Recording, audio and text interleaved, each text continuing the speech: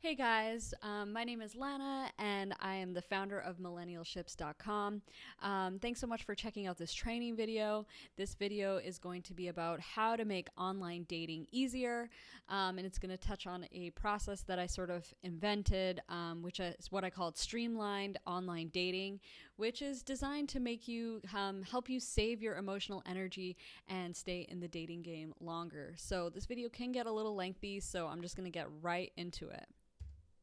So the overview of what we're going to be talking about today is putting on your student hat, why online dating sucks so bad, the cost of giving up, switching gears into process mode, choosing the best sites and apps to be on, profile writing and photo selection, and learning to spot men who are relationship minded. So if you follow all these steps in order from beginning to end in chronological order, your online dating process is going to be totally transformed. It's going to be less emotionally draining. You're going to feel like you're wasting less time. And in summary, you're just going to be maximizing your effect with the minimal amount of time and effort. So it's a really great position to be in. And I think that if you follow each step from the first step all the way to the end, you're going to find that your results improve drastically. So the first thing that I want to cover, it's really important. It's called putting on your student hat.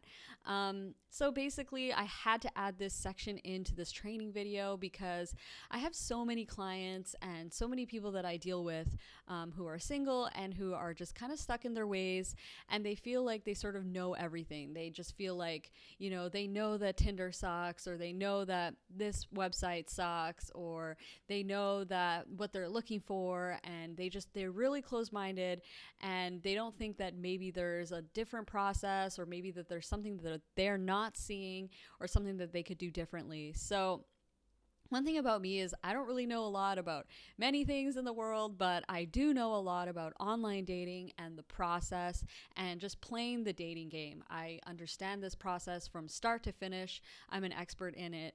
And so that's why, like, if I were to ever find myself single, I know that I could find a relationship with a good person that I'm in love with, and who's in love with me as well.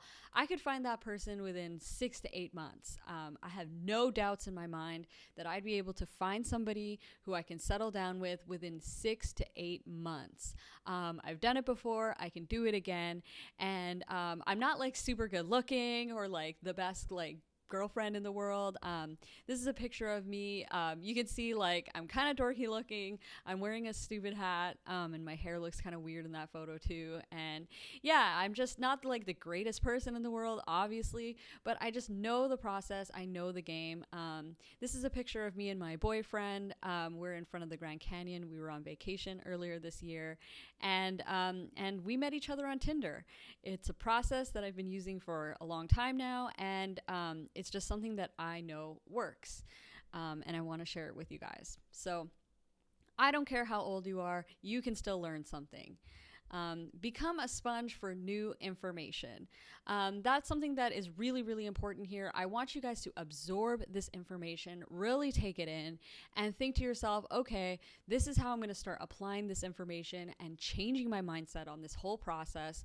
Because if you are just kind of taking this information in and it goes one ear and out the other, then it's really not going to be very effective at all. So the last point, just to hammer this home, is why not just try it? So the process I'm going to give you, maybe it goes against what you were thinking online dating is about, or maybe it's kind of not how you were picturing things, but why not just give it a try? Because it's time to try something different.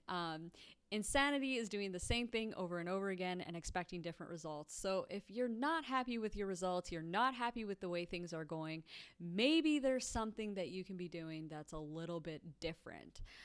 So I'm here to present to you a little bit of a different way to approach things. And if you give it a shot, I'm sure that your results are going to be a little bit different. So why online dating sucks so bad? So you're probably thinking, oh my God, why is she going on to why online dating sucks so bad? I already know why it sucks. You probably think it sucks because you are spending all this time messaging guys or swiping, and you're just ending up getting nowhere with anybody. And it's one of those things that I hear all the time. I hear online dating is a waste of time. It's a waste of time. That's what I hear all the time from all my clients. Nobody wants to do it anymore because they just feel like it's a total time suck. And that's why you think it sucks. But the truth is, it's actually not online dating that sucks. It's not Tinder. It's not Match.com. It's actually just your emotional energy is being drained. And that's the feeling that sucks. It's when you feel like you're getting rejected or like you're not getting any further anywhere, that you feel like you're tired and you're wasting time. That's your emotional energy. That is what is being drained. It's not a result of the apps. It's the way that you're approaching the process. So online dating, there's a few misconceptions that come along with online dating that I feel are contributing to why you're having so much trouble with it and why your emotional energy is being drained. So the first thing is that you think online dating is romantic. So finding somebody and finding a person that you really connect with, that is romantic. Going out with them, having fun with them, falling in love with them, that is romantic. But online dating is not romantic. It is just, you just see a bunch of people, you see profiles, you see photos, you're swiping back and forth. It's not romantic. And I feel so many people, I see them do this, they look at a profile and they'll be like, oh, this guy, he only lives 10 minutes away from me. He has a border collie. I love border collies. His job is great. He makes over $150K a year. Oh my God, he's amazing. And then you think, okay, should I message him? Yeah, sure, I'm going to message him. And then he doesn't respond. And then you're heartbroken. And the truth is, it's like you fell in love with a profile, and that's just not the way it works. Profiles, photos, messages, they're not people. You're not supposed to fall in love with those. It's just part of the process. Save the falling in love to people that you actually meet. You have the one mentality. So in your mind, you're kind of thinking, I have to find somebody that I'm going to spend the rest of my life with. And the truth is, yeah, that person, if you end up in a long-term relationship or you get married and you're with somebody for many years, yes, that person was the one. They were the one for you. But when you're dating online, there's actually thousands of people that can fill that role. There are thousands of compatible partners that you're just going to have a great relationship with all of those people. So you got to get rid of finding the one mentality and, crying over every message that doesn't get responded to or every profile that didn't work out. There's plenty of fish in the sea. I know it's a cliche, but it's true. And there's a lot of people that are going to be able to be compatible with you. The other thing is you think online dating is ineffective. So after you've been in the game for a while, you just think, oh my God, online dating sucks. I'm not getting anywhere. It is really frustrating. And so then you start to write it off and think this is ineffective. It's not working. And the truth is online dating is the absolute most effective way to find a partner and to settle down in a long-term relationship. It is more effective than than finding people in real life because it's a numbers game. So dating is a numbers game. The more people that you get yourself in front of, the more people that you talk to and meet, the more chances you have to find somebody that you really connect with. And the thing about online dating is not only are you going to start meeting way more people than you would meet in real life, but it's not taking away your real life chances. I mean, it's not like just because you're on Tinder or on Match.com or something doesn't mean that now you're never going to go out to the grocery store. Now you're never going to go and hang out at that coffee shop or go to a friend's party. Like, you're still going to have all of those chances to meet people in real life. And being online and dating online is not taking away those chances. It's simply adding to those chances and increasing your chances. So online dating is very effective, and this is the one reason why you should not give up on it. You should not quit online dating. So that brings me to my next point, which is the cost of giving up. What is the cost of giving up? What happens if you just kind of throw it all away and just don't continue with it? And the cost is a real loving relationship. It's true, because if you get rid of this and you don't focus on it and you just decide to hang out with your friends or go to work or whatever, you're not giving it the effort and the time that it deserves, and then you're not going to end up with results. If you were out of a job and you didn't have a job, you wouldn't just say, okay, well, I'm so sick of applying for jobs, so now I'm going to stop, because you know in your mind that you probably won't get a job after all. And that's kind of the same with online dating. Okay, so now we're going to start talking about streamlining your online dating process. So, first things first is switching gears into process mode. So, like I was saying before, online dating is not romantic. Meeting and connecting with a person is.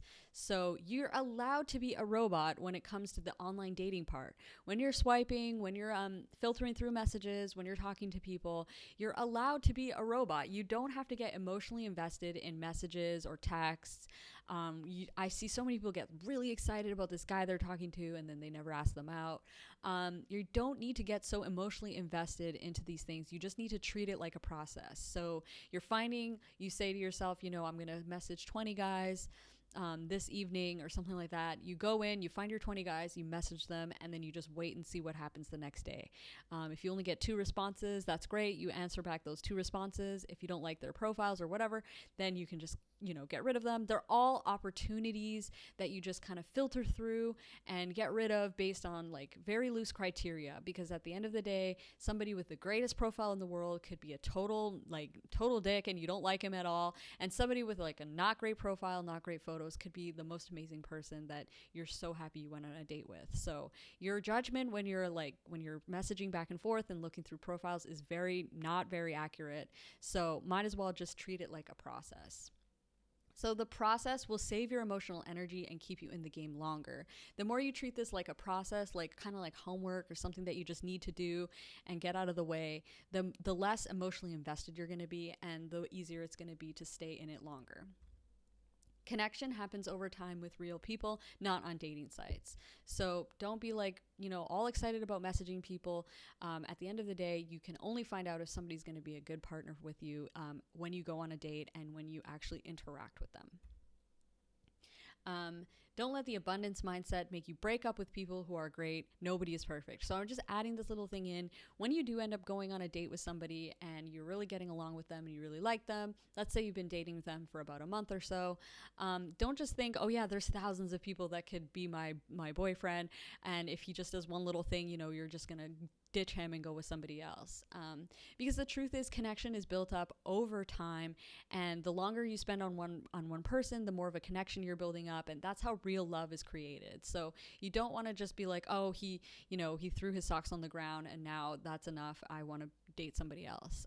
Nobody's perfect. Everyone has flaws, and it's better to build up a relationship that's already there than to just keep starting new ones. So choosing the best dating sites and apps. So unfortunately, there's no like one size fits all with this. I wish I could just be like, Match.com is the best website. You should be on it. Because the truth is, it is really complicated, and it's one of those things where some people, like I could suggest Tinder for long-term relationship for certain people, and not suggest it for other people. It depends on many, many factors, like where you live or what age group you're in, what you're looking for, and all that different stuff. So I usually save this stuff for my coaching clients just because it is such a personal thing, and I do have a little bit more detail about this in my course. But for right now, I'm just going to talk about what you can do and what you can look for when you're trying to choose your dating sites and your apps. So there are some apps that are relationship minded and some that are casual. So a quick Google search can kind of let you know whether or not you're kind of on the right website with the right intentions. Apps don't necessarily mean they are casual. Most people in all age groups are using apps over dating sites. So dating sites are falling out of favor. Apps are taking off for all age groups and for all types of relationships. So don't just discredit apps like Tinder or Bumble and say, oh, they're for casual sites only, or casual sex only. It's not necessarily true.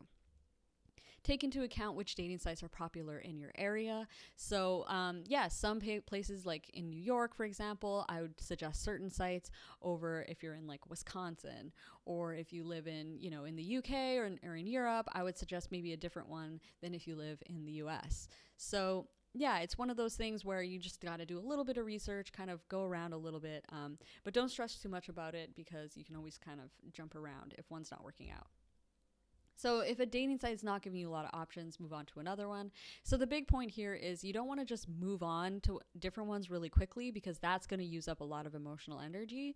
So what you want to do is, like, you only switch dating sites if you're literally not getting any results. So like, let's say you're swiping on a certain app and it's like no more people available in your area. If that's happening to you a lot, then there's just really not a lot of options on that app. So maybe you want to be on a different one. Same with like Match.com or any of the other dating sites. Like if it's like nobody's online this week, or only 4 people online this week, that's not enough people to kind of be, searching. So then you should switch dating sites. But if you're getting lots of options and lots of people messaging you and you're just getting tired with it, then that's not a reason to switch. So next thing is writing profiles and choosing photos. So I was kind of saying to you guys, profiles are not the be all end all of somebody's personality, so you shouldn't really be judging on profiles. So that's you knowing a little bit more than the average person. But the average person is just going to be thinking, well, profiles and photos is all I get to see, so they better be good. And that is why you have to have really strong profile and photos, because it's your first impression. So profile writing, one thing that is huge is just keep your dating profiles positive. Never complain on dating profiles. Never talk about flaws or weaknesses, and definitely don't say things like, "Oh, I'm not interested if you don't own a car," or "I'm not interested if this or that." Nobody wants to know that you're not interested in something. They just want to know what kind of person you are. And if you're saying that you're not interested, or you don't message me if this, that just makes you look like you're really picky and that you're not very friendly and not very easygoing. So just make sure that your dating profiles are always positive and always showing the best side of you. The next thing is that you need to stand out. So every single person on every single dating profile loves hiking, traveling, going out for dinner, drinking some wine with friends. Like, every single person likes doing that. So if you have something like that on your profile, that's just not saying anything about you. So you don't want to be doing that. Everybody's going to look the same and you're just going to blend in with the crowd. So what you want to do is you want to show, don't tell. So for example, if you really like hiking, that's great. You can say, I really like hiking, and be boring like everybody else. Or you can say, I like hiking. I even climbed like the top 3 peaks in the whole world, or something like that. Or I climbed the top of Mount Kilimanjaro. And if that's true, like, that's awesome. Like, that's really showing that this is a passion of yours, that you accomplished a really big goal. And you can do that for every single personal interest. Like, if you play the guitar, that's one thing to say, I play the guitar, but it's another thing to say, I can play 25 campfire songs, let's go camping. You know what I mean? Like, that's a different way to phrase a really cool thing about you. So you can either make it really boring, or you can make it more interesting. And the key is to make it more interesting by showing why you do these things, why you're good at them, rather than just saying, I like drinking wine. So photos, you're the worst person to judge your own photos. You would be so surprised at how many of my clients will say like that the photo I've chosen for them is like the worst one, and they think it's ugly, but I think it's the best one. And I've heard like my clients will be like, oh my God, like, why did you pick that photo? That photo, I have like all these wrinkles on my eyes. I look so bad. And I'll answer back to them and just say, well, I just see a big giant smile in this photo. I see like a warm and friendly person.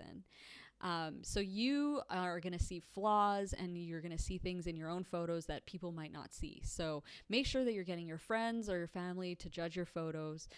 Don't judge them yourself. And you can also use stuff like Photo Feeler. That's a website that you can use to rank your photos. Don't post selfies. Selfies just don't look good. They're not very professional. And even if, like, maybe a selfie, if it doesn't really look like a selfie, you could kind of get away with it. But in general, I would say no selfies. And then stick to solo photos. There are certain times where adding a friend, group shot, or group friends can be a good thing, but it gets a little complicated, and I don't have time to go into that in this video. So I would say, just as a general rule of thumb, just stick to solo photos and don't include photos with you or your friends. You and your friends, sorry. So the next thing is, this is the final thing and that we're going to touch on today, and that is finding men who are relationship minded. So, a boyfriend minded man acts like a boyfriend. So, this is when you finally have started seeing somebody, you've gone on a few dates and you feel like a little bit of chemistry building up. Now, remember that just having chemistry and liking somebody doesn't mean that they're going to be an actual good partner. It doesn't mean that they're going to be a relationship minded person. And I think this is what separates people like me who kind of are aware of this and just like an average person who might not be aware of this. This is why I'm so confident when I say I can find a boyfriend in 6 months. And that's because I can see the difference between a guy who's just playing around and who's not serious and a guy who is serious. I've trained myself to be able to spot these things, and I've trained my self-control so that I don't act in a way that's going to cloud my judgment. So a boyfriend-minded man acts like a boyfriend. Let's go into more detail on that.